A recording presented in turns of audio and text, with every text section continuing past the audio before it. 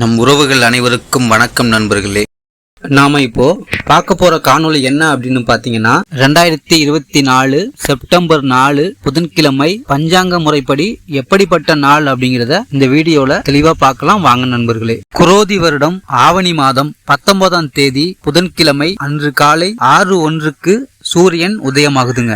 அன்று வரக்கூடிய திதியை பார்க்கறதுக்கு முன்னாடி திதி அப்படின்னா என்ன அப்படிங்கிறத சுருக்கமா தெரிஞ்சுக்கலாம் வாங்க நண்பர்களே.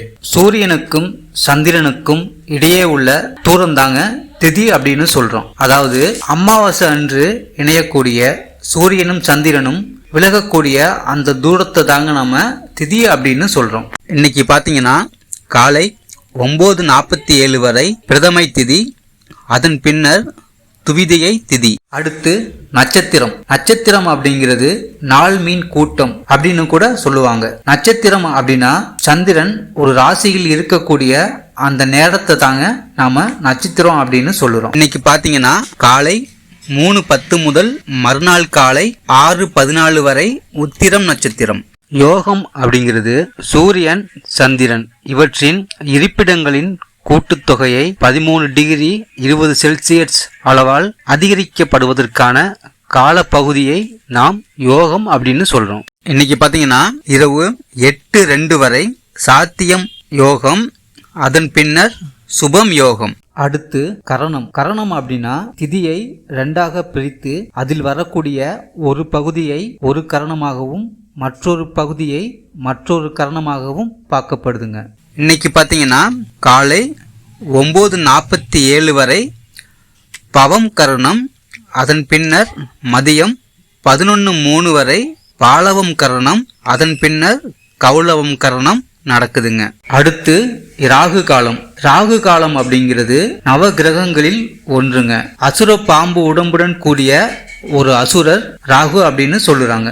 இன்னைக்கு பாத்தீங்கன்னா மதியம் 12:07 முதல் 1:39 வரை ராகு காலம். அடுத்து யமகண்டம். யமகண்டம் அப்படிங்கிறது தலைக்கு மேல் கத்தி, உடம்புக்கு கீழ் நெருப்பு, இப்படிப்பட்ட ஒரு அமைப்பு தாங்க யமகண்டம் அப்படின்னு சொல்லுறோம். இன்னைக்கு பாத்தீங்கன்னா காலை 7:33 முதல் 9:04 வரை யமகண்டம்.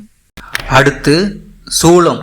சூலம் அப்படிங்கிறது சூரியனிடமிருந்து வரக்கூடிய வெப்பம் எந்த திசையை அதிகமாக தாக்குகிறதோ அந்த திசை சூலம் அப்படின்னு சொல்றாங்க. இன்னைக்கு சூலம் பாத்தீங்கன்னா வடக்கு திசையில இருக்குங்க. அடுத்து பரிகாரம். பரிகாரம் அப்படிங்கிறது தன்னுடைய தீய வினைகள் அழிய செய்யக்கூடிய ஒரு செயலை தாங்க நாம பரிகாரம் அப்படின்னு சொல்றோம். இன்னைக்கு செய்ய வேண்டிய பரிகாரம் பால்.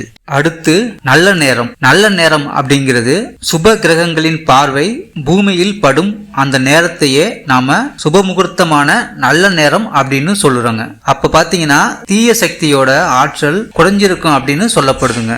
இன்னைக்கு பாத்தீங்கன்னா காலை 9:15 முதல் 10:15 வரை நல்ல நேரம்.